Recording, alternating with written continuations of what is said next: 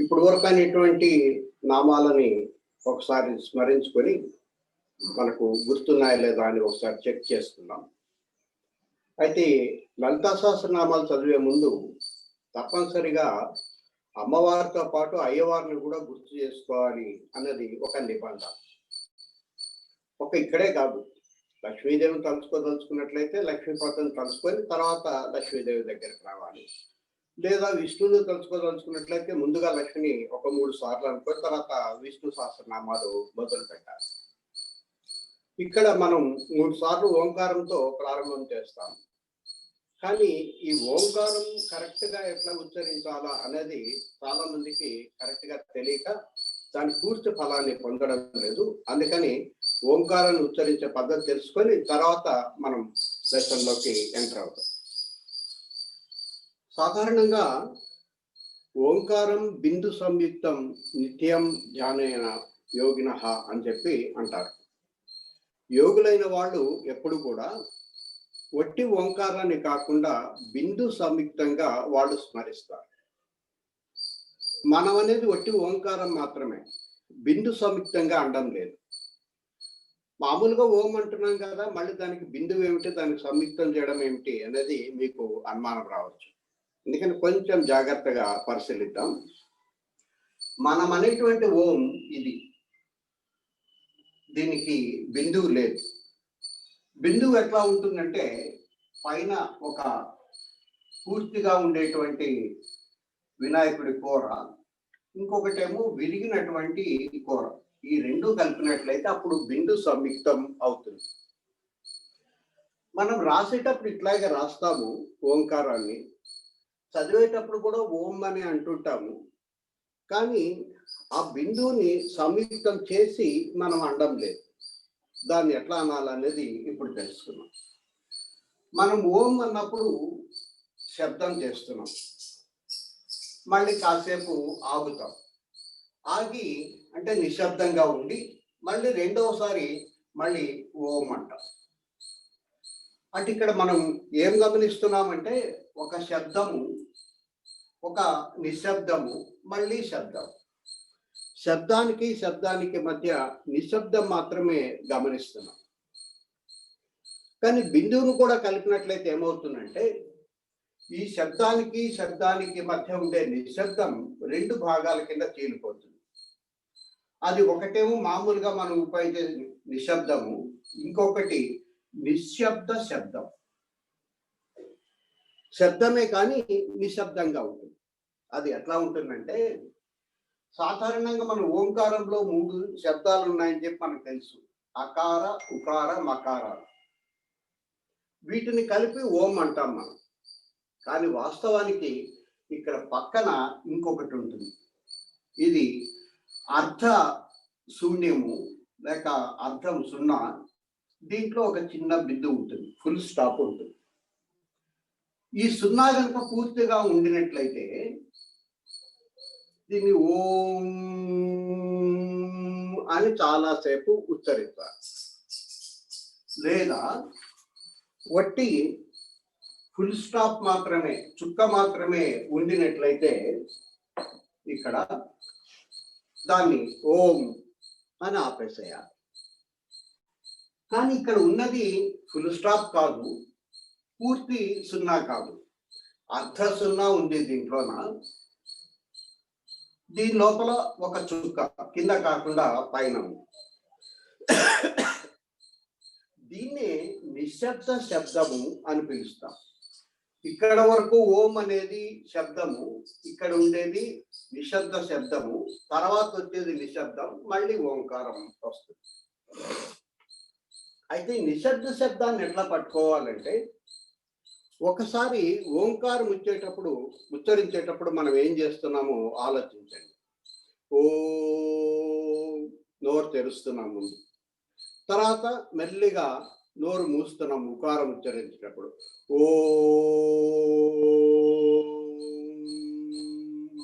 చివరికి మకారం వచ్చేసరికి నోరు పూర్తిగా మూసుకుంటాం. సాధారణంగా అకారము మనకు నాభి దగ్గర ప్రకంపన కలగజేస్తుంది, ఉకారము హృదయం దగ్గర ప్రకంపన కలగజేస్తుంది. మకారం అనేది ఈ మెడ వెనక భాగంలో లేక విశుద్ధ చక్రం దగ్గర ప్రకంపనను కలిగిస్తుంది. ఇక్కడ వరకు మనం చేసేది శబ్దమే, ఓం అన్నప్పుడు చేసే శబ్దం. అయితే అన్నప్పుడు ఈ వెనక భాగంలోనూ మనకు ఒత్తిడి కలుగుతుంది.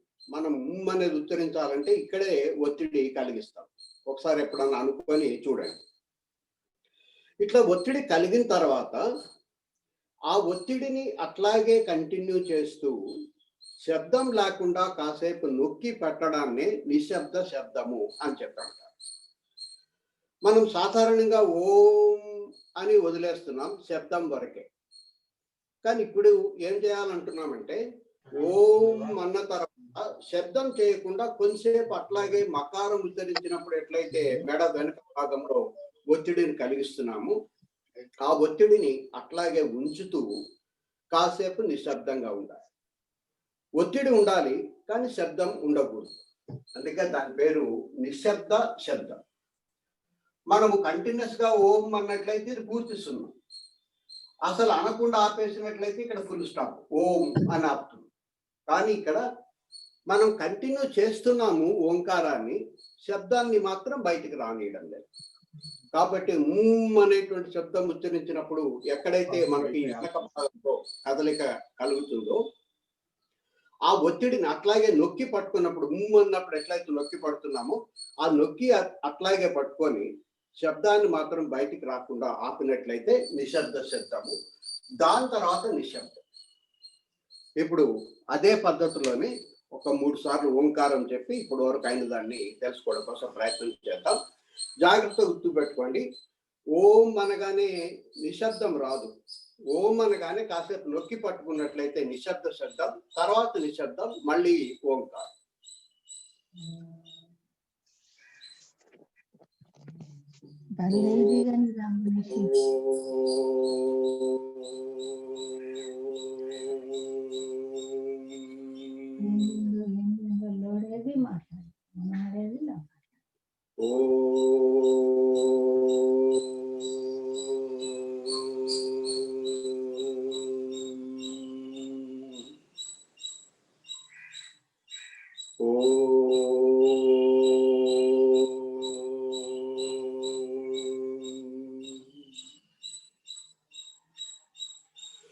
శ్రీమాత శ్రీ మహారాజ్ఞి శ్రీమత్ సింహాసనేశ్వరి చితగ్నికుండ సంభూత దేవకార్య సముద్యత ఉద్యత్ భాను సహస్రాభ చతుర్బాహు సమన్విత రాగస్వరూప పాషాఢ్య క్రోధాకారాంకుశోజ్వల మనోరూపేక్షు కోదండ పంచతన్మాత్ర సాయిక నిజారుణ ప్రభాపూర్వ మధ్యత్ బ్రహ్మాండ మండల చంపకాశోక పున్నాగ సౌగంధికాల సత్కచౌ కురువింద మణిశ్రేణి కనత్ కోటీర మండిత అష్టమీ చంద్ర విభ్రాజ అడికస్వల శోభిత ముఖచంద్ర కళంకాభ మృగనాభి విశేషిక వదనస్మర మాంగళ్య గృహతోరణ చిల్లిక వక్త్రలక్ష్మీ పరివాహ చలన్ మీనాభిలోచన నవచంపక పుష్పాభ నాసాదండ విరాజిత తారాకాంతి తిరస్కారి నాసాభరణ భాసుర కదంబ మంజరీ క్లుప్త కర్ణపూర మనోహర తాటంక యుగళీభూత తపనోడుప మండల. ఇది ఇప్పుడు వరకు మనం తెలుసుకున్నటువంటి లలితా సహస్రనామాలు. తర్వాత శ్లోకాన్ని పరిశీలిద్దాం.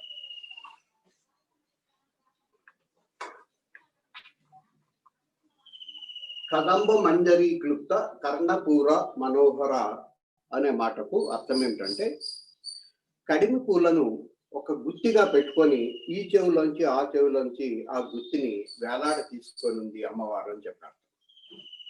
ఈ చెవి దేనికి సంకేతం అంటే శబ్దానికి సంకేతం. శబ్దము దేని యొక్క తన్మాత్ర అంటే ఆకాశం యొక్క తన్మాత్ర.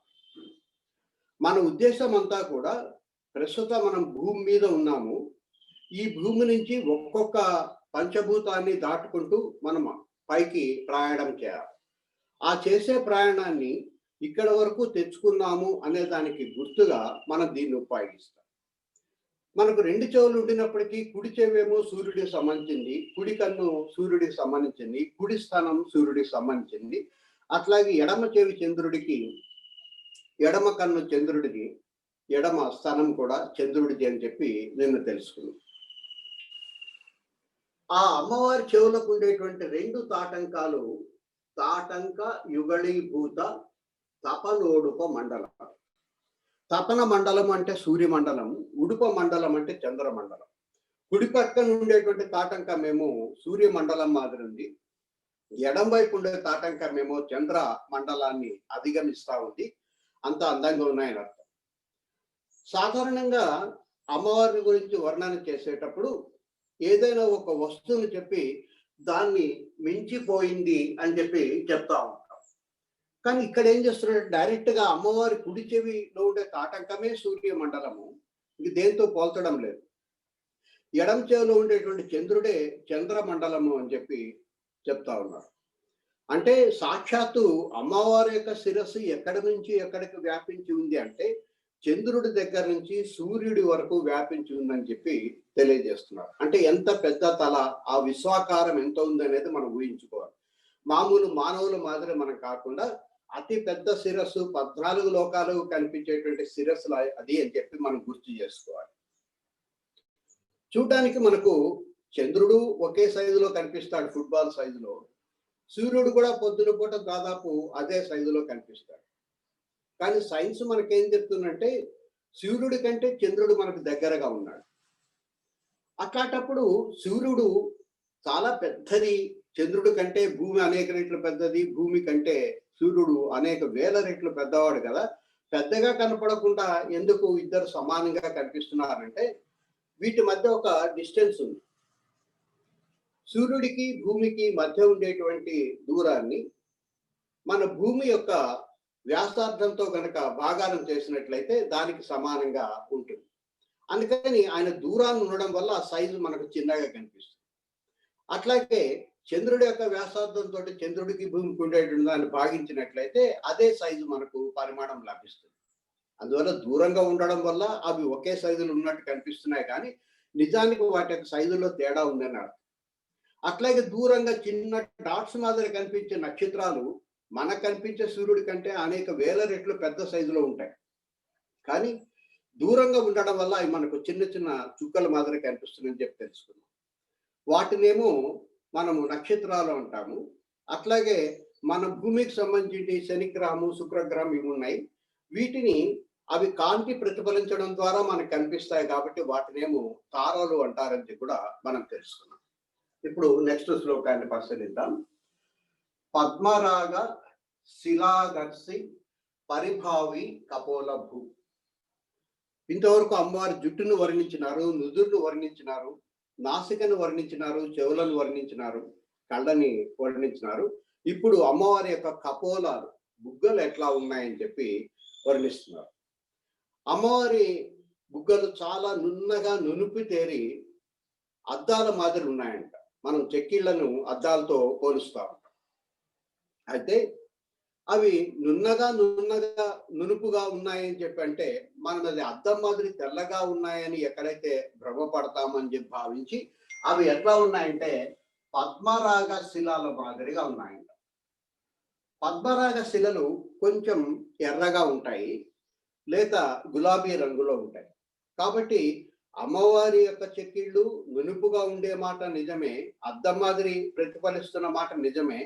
కానీ తెల్లని తెలుపు కాదు, అది పద్మరాగ రంగులో కొంచెం ఎరుపు కలిపే రంగులో ఉన్నాయి.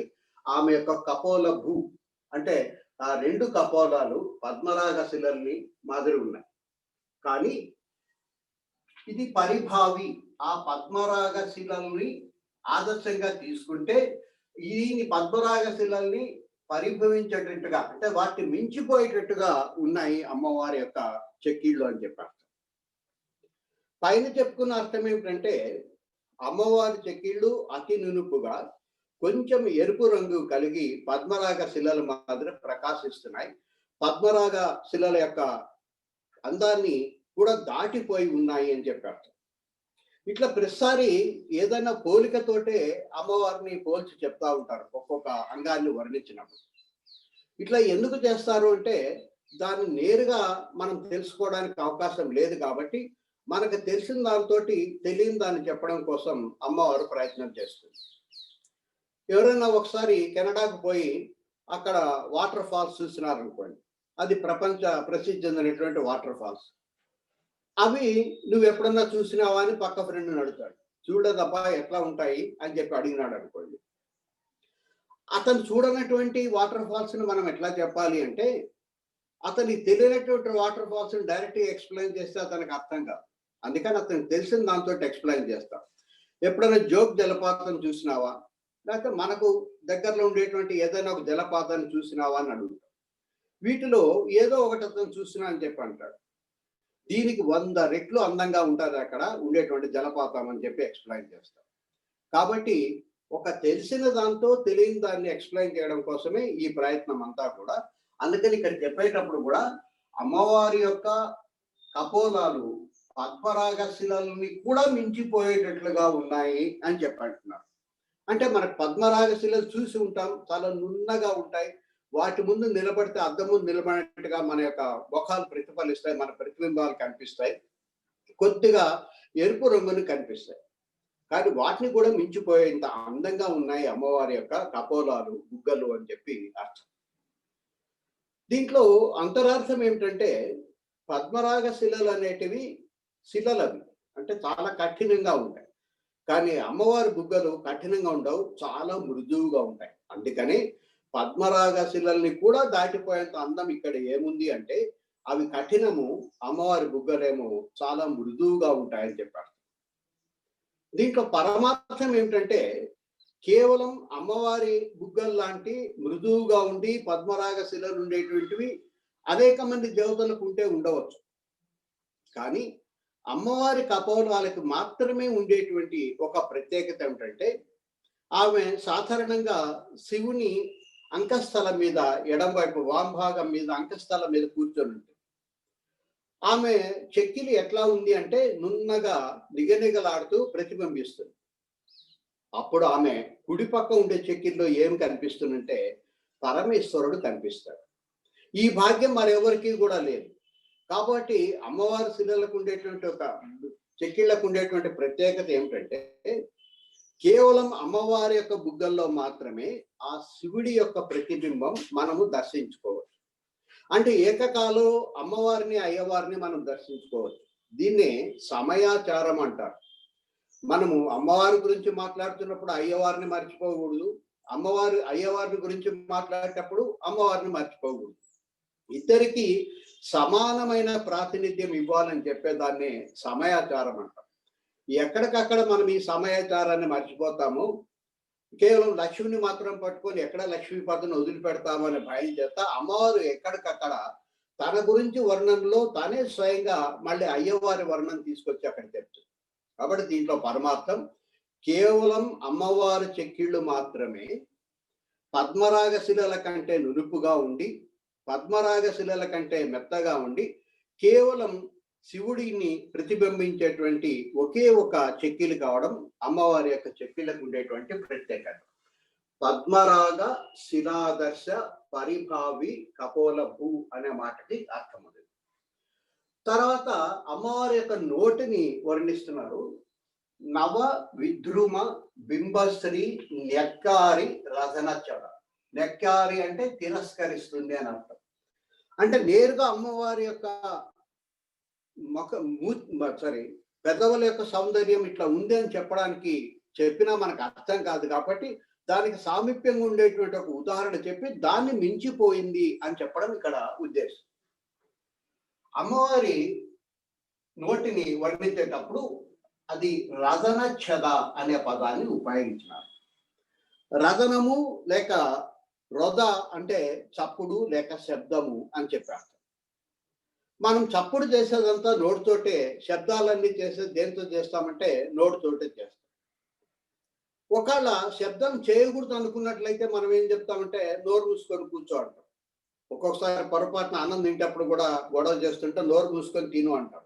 అది ఎట్లా తినాలో నాకైతే తెలియదు. కానీ మామూలుగా పిల్లలు ఊరికే మాట్లాడుతుంటే నోరు మూసుకో అంటాం.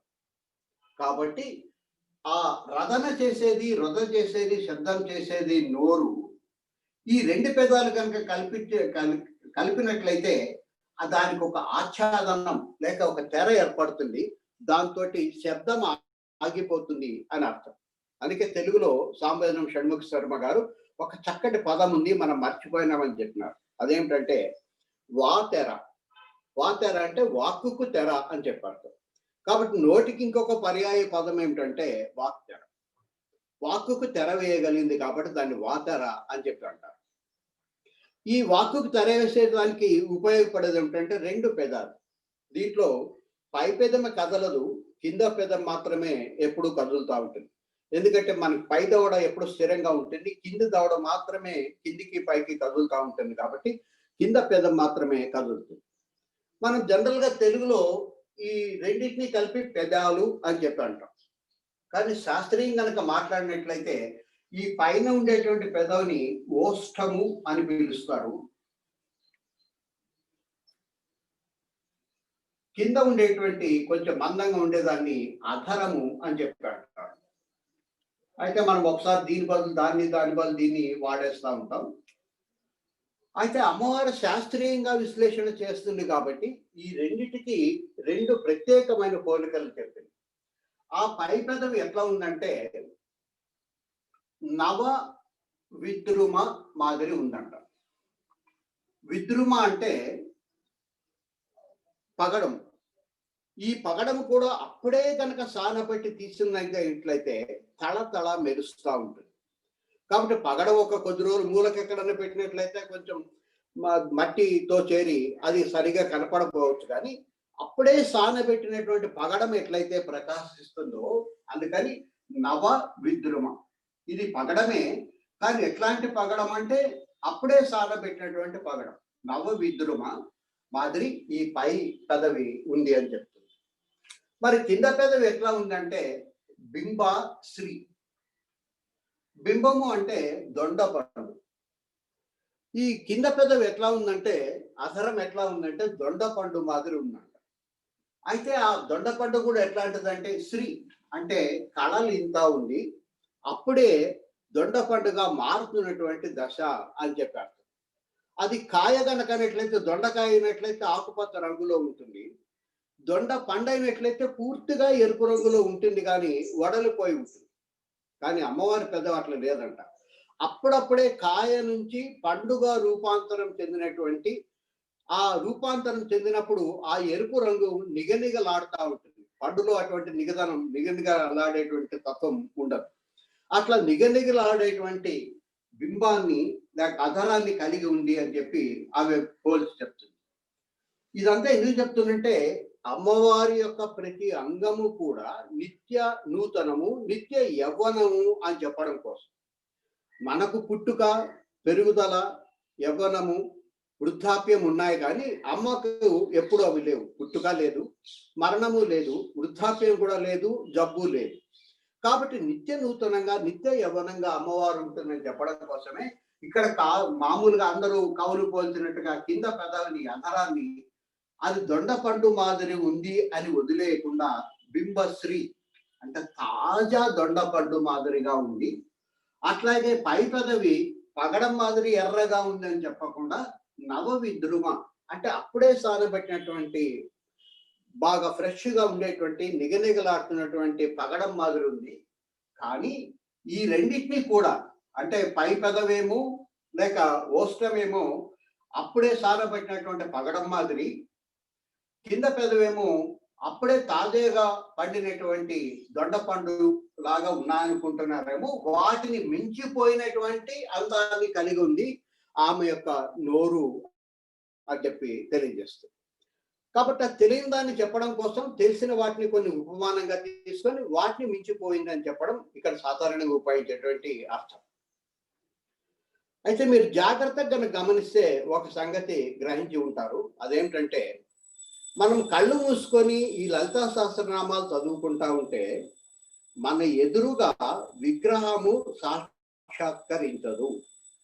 మళ్ళీ చెప్తున్నాను, కళ్ళు మూసుకొని లలితా సహస్రనామాలు చదువుతుంటే మన ఎదురుగా విగ్రహం కనపడదు, సాక్షాత్తు అమ్మవారు భౌతికంగా ప్రాణం ఉండి ఊపిరుండి కదులుతున్నటువంటి అమ్మవారు మన కంటికి కనిపిస్తారు. ఇది మిగిలిన సహస్రనామాలకు, లలితా సహస్రనామాలకు మధ్య ఉండే తేడా. మిగిలిన సహస్రనామాలు చదివేటప్పుడు సాధారణంగా మనకు విగ్రహ రూపం మాత్రమే కనిపిస్తుంది. కానీ ఇక్కడ అమ్మవారు సాక్షాత్తుగా అక్కడ కూర్చొని ఉన్నారు అనే భావన మనకు కలిగించడం కోసమే ఆమె నాసికను వర్ణించినప్పుడు దాంట్లో ఉచ్ఛ్వాస నిశ్వాస ఆడుతున్నట్టుగా మనకు ప్రతిధ్వనిస్తుంది.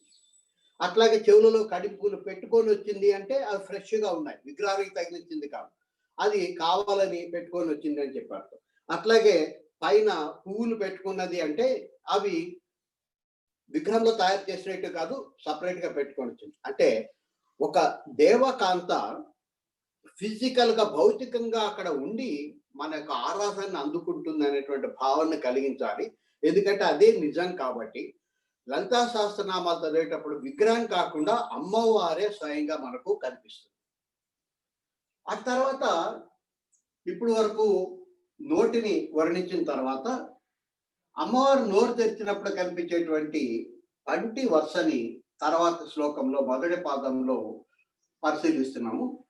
శుద్ధ విద్యాంకురాకార ద్విజ పంక్తి ద్వయోజ్వల. అమ్మవారికి మనకున్నట్లుగానే రెండు పంక్తులుగా పలు వరుస ఉంది, పైన ఒక 16 కింద ఒక 16, రెండు పంక్తులుగా ఉంది. అయితే అవి చాలా మందికి పళ్ళు సరిగా తోముకోవడం వల్ల కావచ్చు, లేకపోతే ఎక్కువగా తవలపాకులు వేసుకోవడం వల్ల కావచ్చు, గార పట్టినట్టుగా లేక పచ్చటి రంగుతో ఉంటాయి. కానీ అట్లా కాదంట, ఉజ్వలంగా ప్రకాశిస్తున్న తెల్లగా మల్లె మొగ్గల మాదిరి అమ్మవారి యొక్క పలు వరుస ప్రకాశిస్తుంది.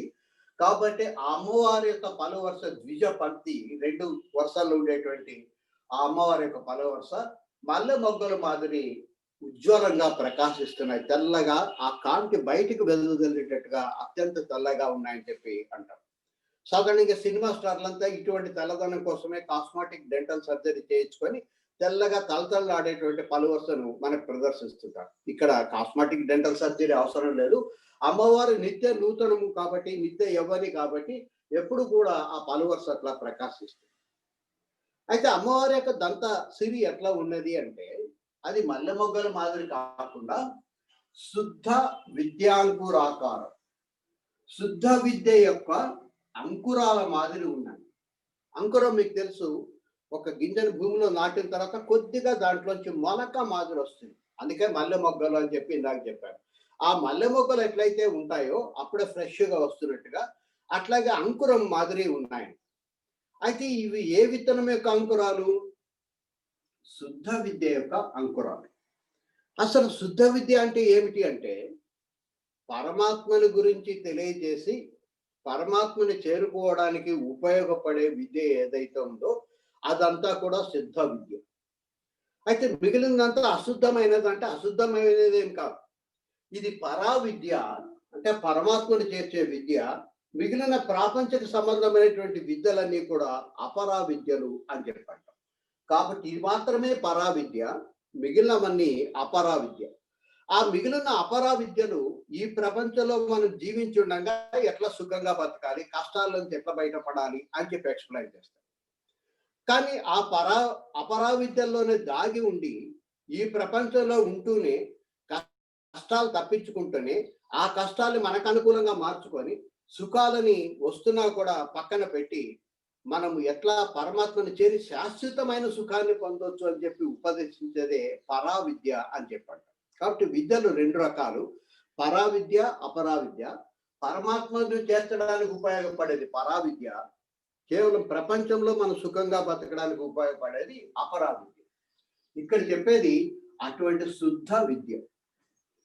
అటువంటి శుద్ధ విద్యను కనుక అంకురాలు ఉండినట్లయితే ఆ అంకురాలు ఎట్లా ప్రకాశిస్తున్నాయో అట్లా అమ్మవారి యొక్క పలు వరుస ప్రకాశిస్తుంది అని చెప్పి అర్థం. శుద్ధ విద్యని మనసులోంచి బయటికి గనక వ్యక్తం చేయాలనుకున్నట్లయితే మనకు భాష అవసరం. జనరల్ గా ఆ పురాతన కాలంలో వాడిన భాష లేక దేవ భాష ఏమిటంటే సంస్కృత భాష. ఈ సంస్కృత భాషకు 50 శబ్దాలు ఉన్నాయి. అక్షరాలు ఇట్లా పక్కన పెడితే 50 శబ్దాలు. ఈ శబ్దాలలో కొన్ని ఒకే అక్షరం యొక్క ఎక్స్టెండ్ చేసినటువంటి దీర్ఘం అయి ఉంటుంది, లేక నొక్కి పట్టినటువంటి పరిస్థితి ఉంటుంది. ఉదాహరణ కోసం ఆ అనే అక్షరం ఉంది.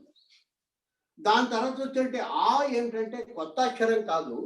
ఈ ఆ అనే అక్షరానికి దీర్ఘం కనుక ఇచ్చినట్లయితే వచ్చేది ఆ. అట్లాగే ఈ ఈ ఉ ఇవన్నీ కూడా ఒకే అక్షరాన్ని యొక్క దీర్ఘాన్ని తగిలించేటువంటి మరొక పరిణామం. అట్లాగే కొన్నిటిని మనం నొక్కి చెప్పడం ద్వారా ఇంకొక అక్షరాన్ని తయారు చేస్తాం. కా ఖ. ఖా అనేది నిజానికి ఇంకొక ప్రత్యేకమైన అక్షరం కాదు. ఖా అనేటువంటి ధాతువుని నొక్కి చెప్పినట్లయితే అది ఖా అవుతుంది. అట్లాగే గా ఘ దా ధ తా థ ఇవన్నీ కూడా ఒకే శబ్దాన్ని నొక్కి పెట్టడం వల్ల వచ్చినాయి. ఈ డూప్లికేషన్ కనుక పక్కకు పెట్టినట్లయితే దీంట్లో నికరంగా మిగిలేది 16 శబ్దాలు మాత్రమే. అక్షరాలు అనడం లేదు నేను, 16 శబ్దాలు మాత్రమే మిగులుతాయి. ఈ 16 శబ్దాలలో కొంత శివశక్తి ఉంటుంది, కొంత శివుడు ఉంటాడు, కొంత శక్తి ఉంటుంది. అంటే ప్రతి శబ్దానికి కూడా అది పలకాలంటే శక్తి అవసరం, దానికి ఒక రూపం అవసరం. కాబట్టి ప్రతి శబ్దం కూడా శివశక్తి మేడం. అందువల్ల అమ్మవారికి పైన 16 దంతాలు ఉన్నాయి, కింద కూడా 16 దంతాలు ఉన్నాయి. మొత్తం కలిపినట్లయితే అవి 32కి సమానం. కాబట్టి 50లోంచి మనము ఈ దీర్ఘాలు ఒత్తులు కనుక తీసేసినట్లయితే మిగిలినటువంటి శబ్దాలు 32. ఈ 32 మనకు పైన కింద 2 జతలుగా అమ్మవారికి కల్పిస్తున్నాయి.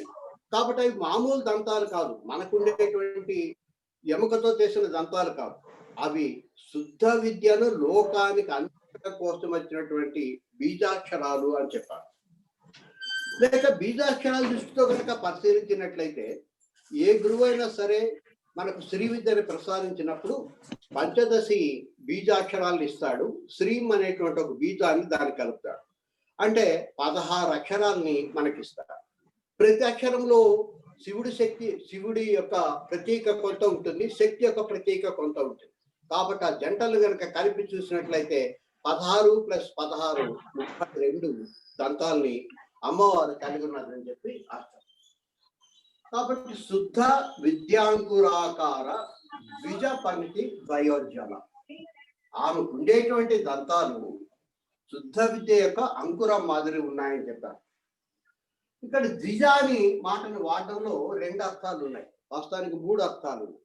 ద్విజ అంటే దంతాలు ఒకే సెట్టు మనకు ఉండవు, పైన ఒక సెట్టు, కింద పైన ఒక 16, కింద ఒక 16 ఉంటాయి. అందుకని ద్విజ అనే మాటలు వాడినారు.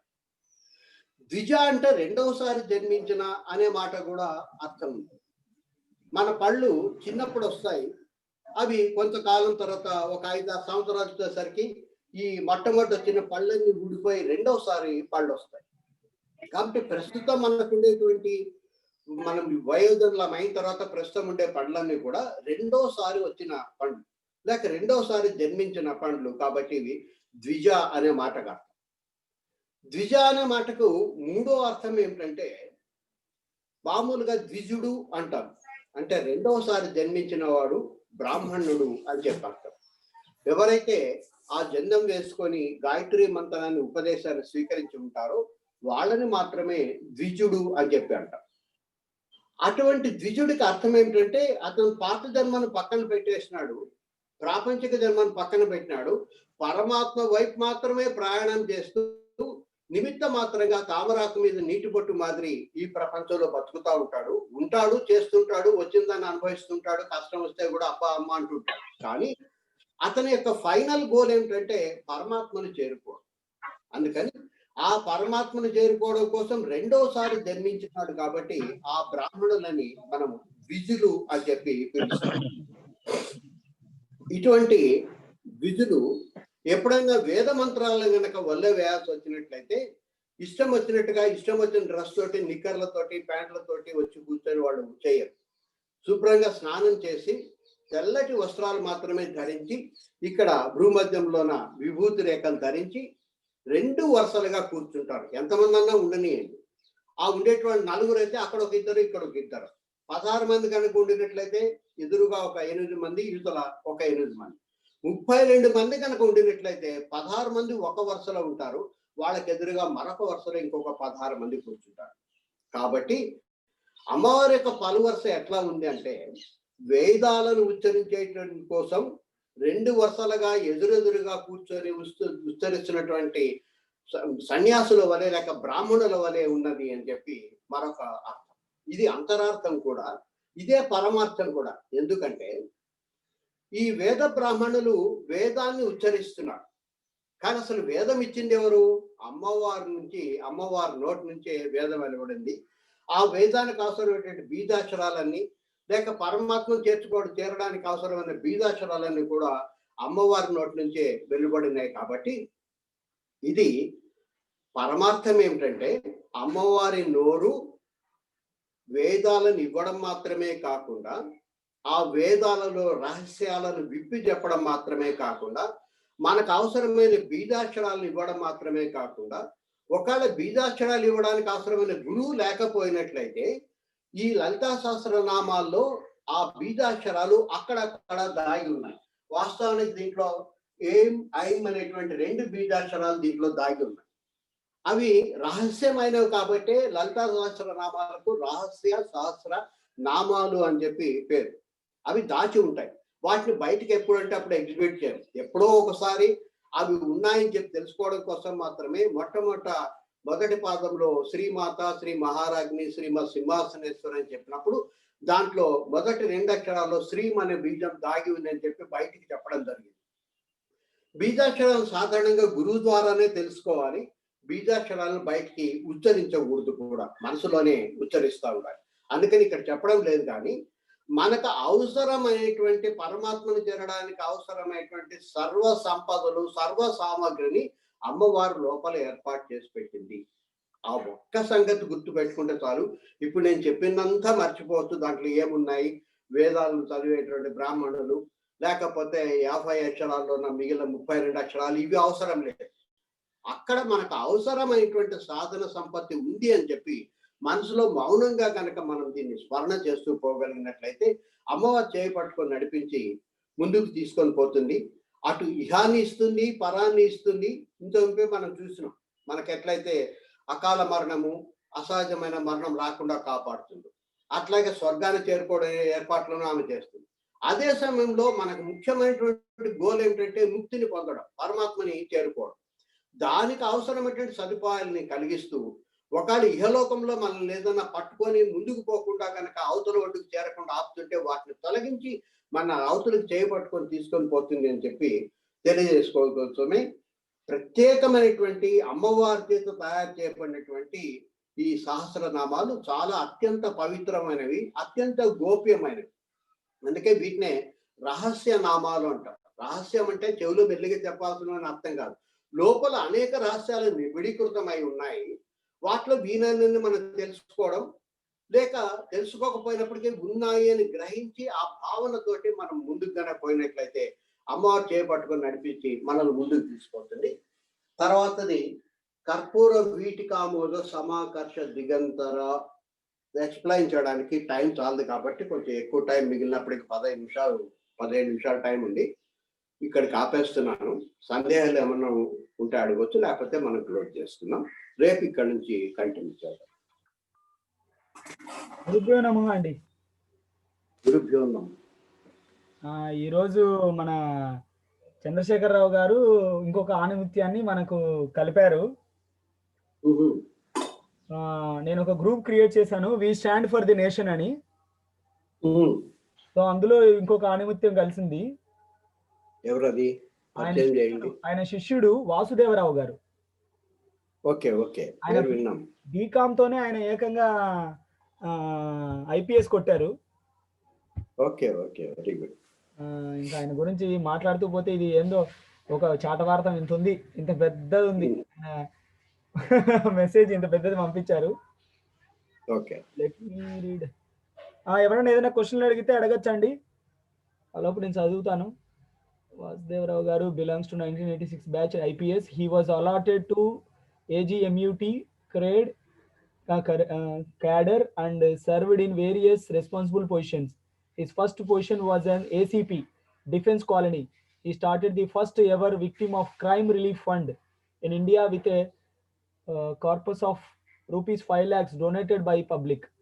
On promotion, he was posted as a district SP, Chintupui district, Mizoram, 1990 to 92. He undertook a massive drive for expelling foreigners for illegal entry into the state. Later, he served as DCP in various units, districts in Delhi during 1992-98. This included East District, licensing branch and headquarters. He was honored by public for effectively controlling law and order immediately after the 1992 Babri Masjid demolition. He served as Commandant or DIG, CISSF unit, Vishakhapatnam Port during 1998 to 2003. He took several initiatives for strengthening security in port in compliance with the ISPS code. He was awarded President's Medal for services for the same. He was also given CISF DG's commendation district subsequently. He handled tsunami in Andaman and Nicobar Island in 2004. He was awarded commendation by Lieutenant Governor for outstanding services in rehabilitation and prevention of disorder in the islands. Thereafter, he served as IG Prisons and IG Police in Pondicherry in 2006 and 8. He introduced many reforms in jail administration and police training. As Special Commissioner Welfare, and he redefined police welfare and evaluated it to the level of prime concern in Delhi Police 2014. As Special Commissioner Legal Wing, he improved coordination between districts and he was awarded President's Medal for distinguished service in 2016. He superannuated in DGP rank in late 2017 and presently he lives in Vishakhapatnam. A man of deep spiritual and professional interests, he wrote one book titled The Quantities of in the Upanishads. He wrote book on Upanishads. He also published 3 volumes on inspiring quotations and a number of articles on subjects of police interest. Vasudeva Rao and his wife Srimati Shri S. Kamakshi have a grown-up son and a daughter. అమ్మో చదవనీకి గొంతు నచ్చింది. ఇన్ని మాటలు చెప్పడం కంటే dedicate profession అని ఒక మాట చెప్తే సరిపోతుంది. స్వధర్మ నిర్వహణలో ఎక్కడా కల్తీ లేదు. పూర్తిగా స్వధర్మ నిర్వహణ అనుసరించిన వ్యక్తి. ఒక్క మాటలో చెప్పాలంటే ఆయన ఉపనిషత్ పుస్తకం దొరికితే కొంచెం ఖచ్చితంగా అడుగుతాను. అన్ని నదులు కలిసి ఒక చోట కలిసినట్టు ఏ నదైనా లాస్ట్ కి వచ్చి దేవుడి దగ్గర నదీనాం సాగరో గతి, అన్ని నదులు సముద్రంలోనే కలుస్తాయి. సముద్రమే ఈ దైవత్వము, వేదాలు, వేద పాఠశాల. అది వేద పాఠశాల అండి. నేను చెప్పేది అంటే ఏం చదివినా లాస్ట్ కి వచ్చేటప్పటికి దేవుడి దగ్గరకు వచ్చేస్తున్నారు చూడండి అందరు.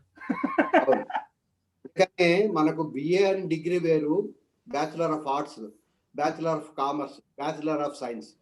కానీ వీళ్ళు ముగ్గురు గనక ఎంఏ, ఎంఎస్సి, ఎంకామ్ పూర్తి చేసుకున్న తర్వాత ఆ హయ్యర్ స్టడీస్ పోదాల్చుకుంటే ఒకే పేరుతో పిలుస్తారు, ఎంఫిల్ అంటారు.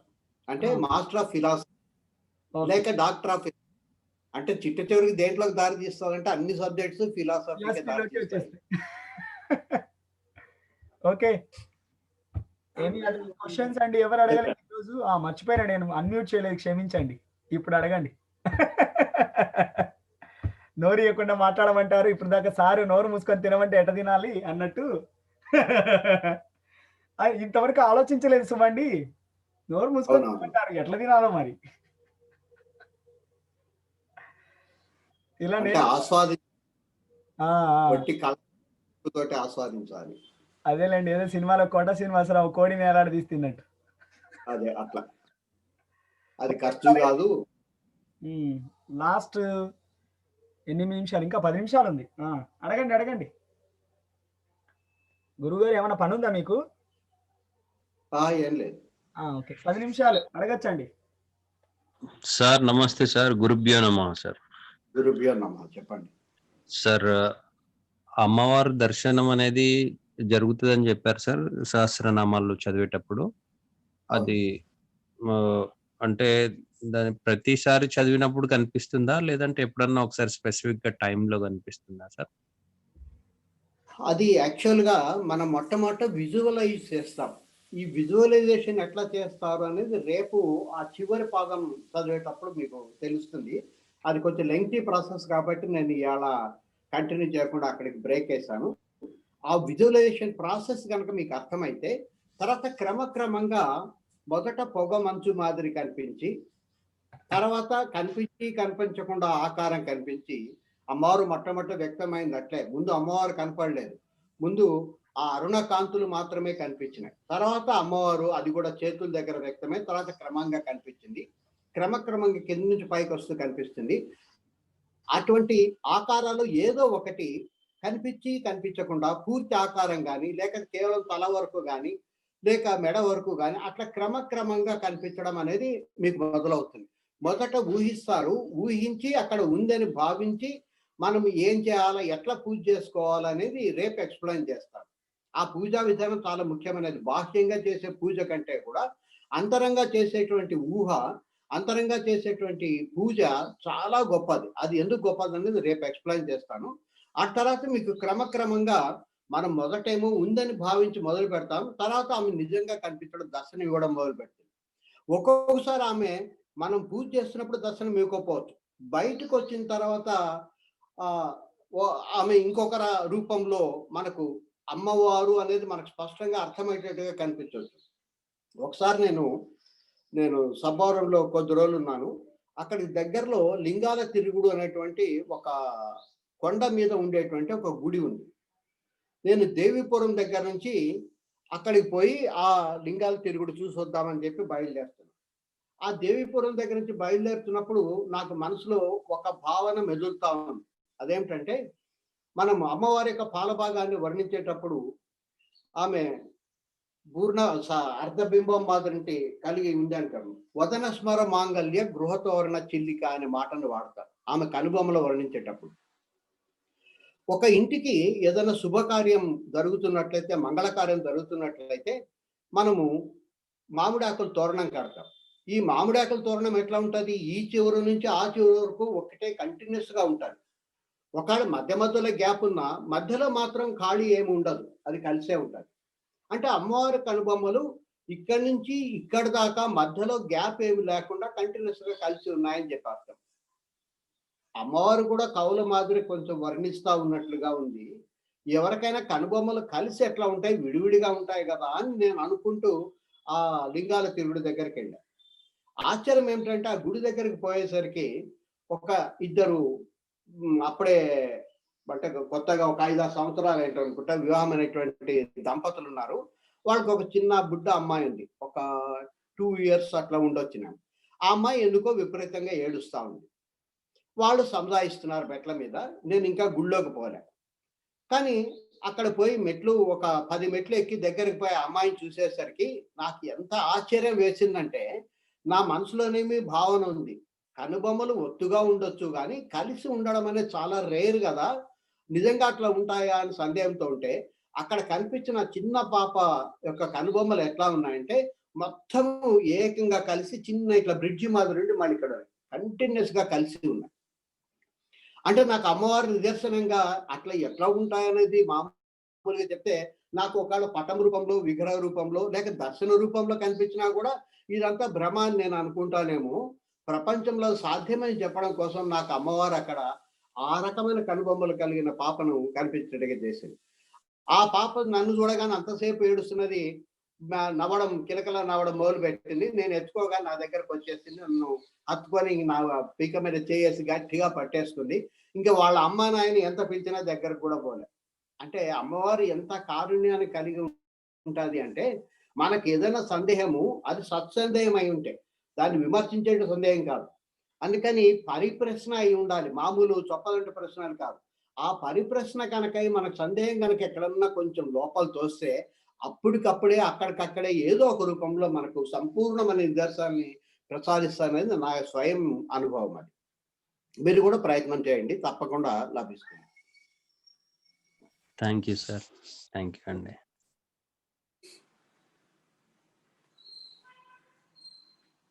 Any more question? వెంకటేశ్వరరావు గారు వచ్చారా? వచ్చారు. ఆయన చేతిలో ఇచ్చేద్దాం. సార్ వెంకటేశ్వరరావు గారు ఉన్నారా? అయ్యా నమస్కారం. గురువు గారు ఇప్పుడు దాకా ప్రేమ గురించి చెప్పినారు. ఇప్పుడే ఆప్యాయత మీ మీద మరి గురువు గారికి. అలా ఒక నిమిషం వెయిట్ చేయించారు గురువు గారిని కార్యక్రమం చేయడానికి.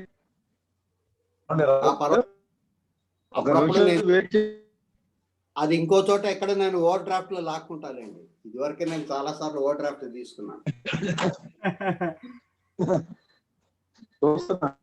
నేను కూడా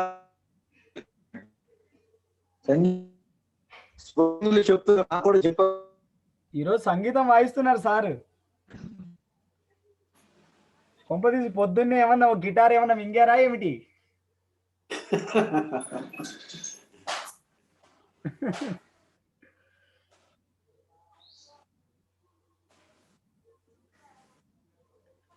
okay, I think. Hello, Shri గురుభ్యో నమః. సభాయ నమః. ఓకే, రేపు కలుస్తాను మళ్ళీ. చెప్పండి. రేపు కలుద్దాం.